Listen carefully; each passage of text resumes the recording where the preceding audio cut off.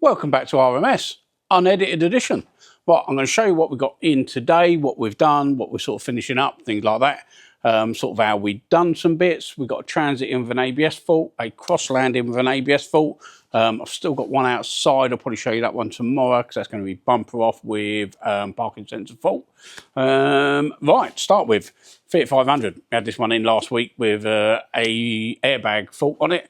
Managed to get an airbag module for that. We've put it in there. We've proxy aligned it for the airbag, but the mileage is still flashing. Mileage is still flashing because the Bluetooth module in the rear has either failed or been disconnected before we've got to it.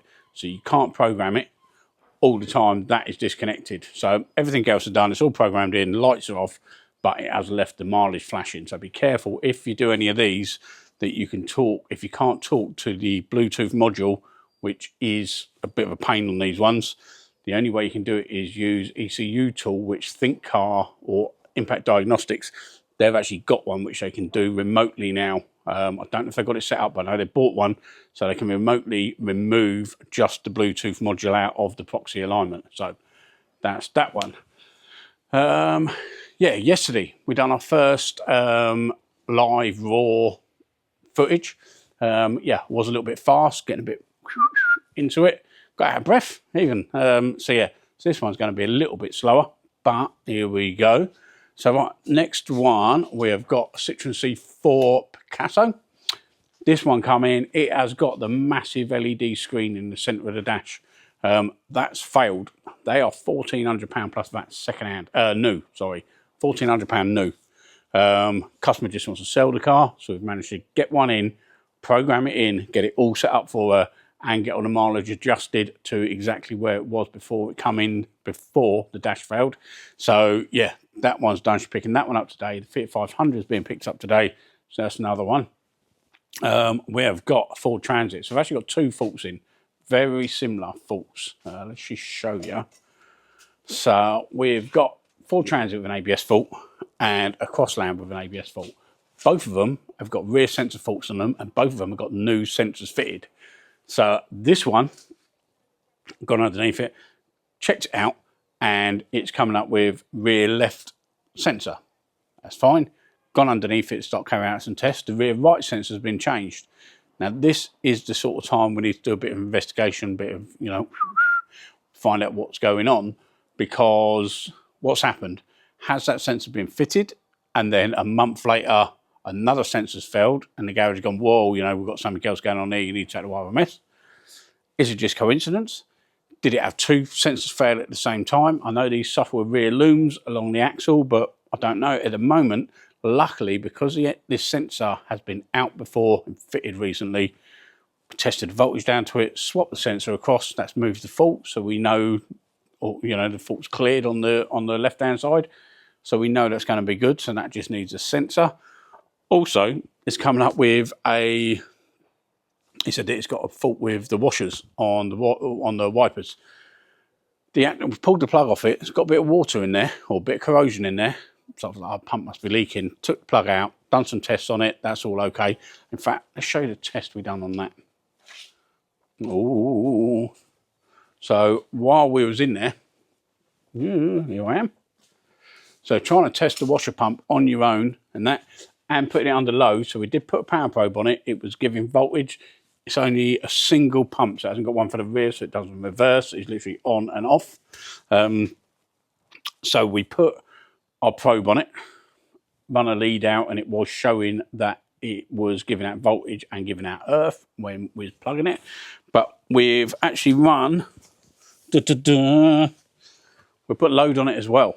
So we've run it up to a bulb, put that on there, and then hopefully, there we go. So a quick visual test. I did set it up underneath. First thing I've done was put that bulb in the holder underneath, or in the plug. Put that under there. Put my phone on to record it, because we haven't got Barney here to be able to do the old doodah. And it wasn't showing up. It just wasn't a very good connection in the plug. So we've pinned into the plug, run our crocodile clips on the extension lead out, and now we can test it while pressing the button while we're there. So that's what we've done on that. But yeah, when we're taking the plug out of it, there's some drips coming out underneath. It's actually coming up through the pins of the motor and dribbling out. I was like, it can't be from there. It must have been where I disturbed it. Put my finger on top, and yeah, it's coming out the connector that quickly. And that's obviously where we get these, where, or the Fiestas especially, where it pushes water up the loom. It finds its way right the way up and into the fuse box. So another little tip on that. The little seal what goes around to stop any water getting in, as long as you're not getting a load of water in there, we take that seal out so it can't build up any pressure when it's using the pump. So if it's got water in that plug, when it starts pumping, it can push up the wires. So we take that seal out. So if any water does start dribbling out, it will just flow out the side, won't push up the wire. So there we go. Tip from Sheriff. Right, so another one. The Grandland. What is it? Oh, what is it? Grandland. Peugeot based doodah. What's it? Again, so that one has had a new sensor. It is coming up with a fault on the offside rear. Gone underneath it, check that, and yeah, that's had a new sensor in it. So again, pull both plugs on. What's different? We got 11.2 volts on that side and a ground. This side we got the ground, no 11.2 volts. So now we're going to get the old beep tester out, click onto there, run it down, see exactly where it is, and yeah, hopefully we can get that one going. Now the biggest issue is the sensor what they've taken out was a genuine good known sensor apparently. Now they've fitted an aftermarket sensor in there. Once we found this wiring fault, are we going to be able to actually get into it? Or is it actually going to work? See, this is why I need to edit my videos. But once we've found the fault and we plug it into an aftermarket sensor, is that going to actually work? Or is the aftermarket sensor going to be faulty and we need to now put a genuine sensor back in it? I don't know. So that's that one done.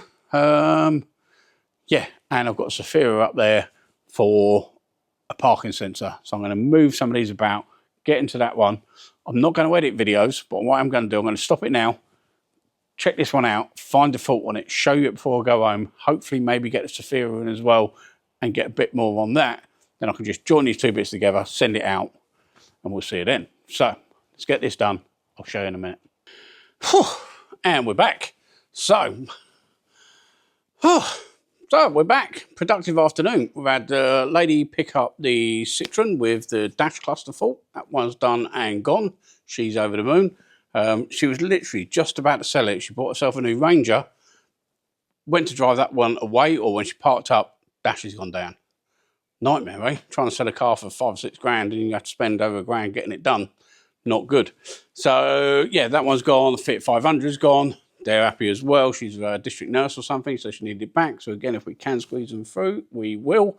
This Vauxhall, trying to trace the wire up through, we have used the old BP tester. Got all that lined up underneath, but it goes up above the tank and it must go into the car. But all the rear seats are bolted in. They've got the fold down ones, which then sort of go up.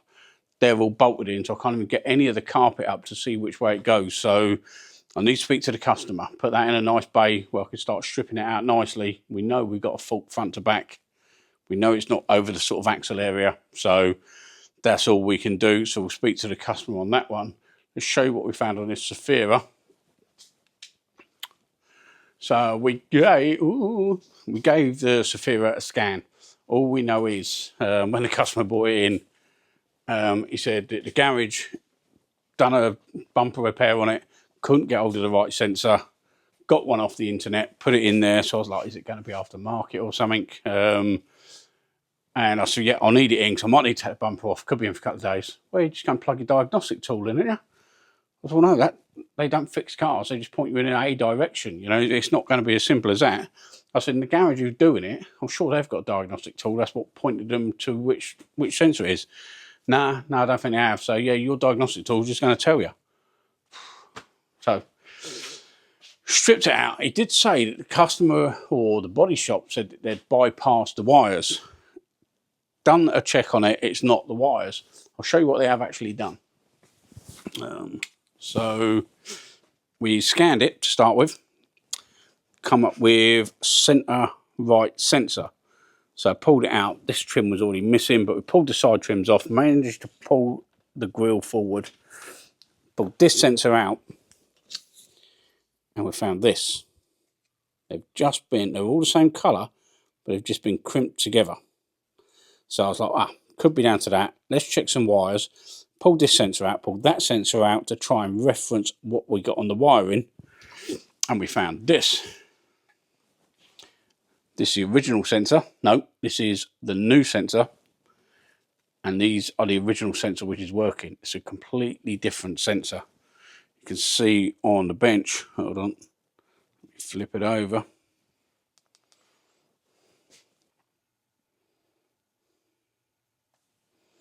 So they are completely different. So the chance of them working, being from a different model or, you know, a close enough Vauxhall, yeah, chance of that working are pretty remote.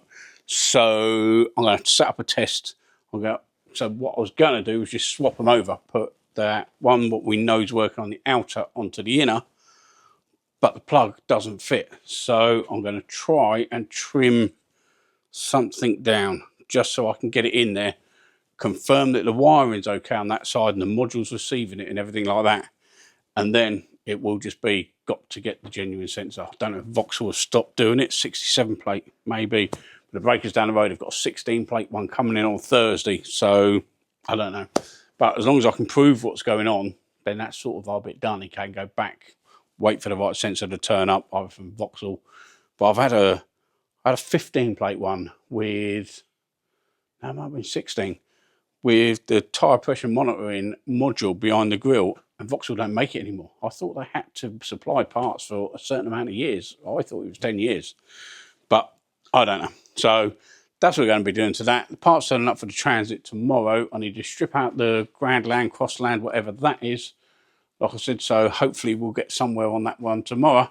So hopefully you enjoy these type of videos. Let's say they're not so technical. We are going to be trying to do one a week where it is a bit more technical, sort of start to finish how I do it, diagrams, etc. But again, with the timing, what we've got at the moment, this is all we've got. This is all we can sort of do. Unedited, stick it out, see how we go. We've got Celica. Is it Celica? I don't know what it is. Got that one to have a look at as well by the end of the week. So hopefully we'll get some good videos out. I'll see you next time. Like, subscribe, notification bell, all that gear. Love you, bye.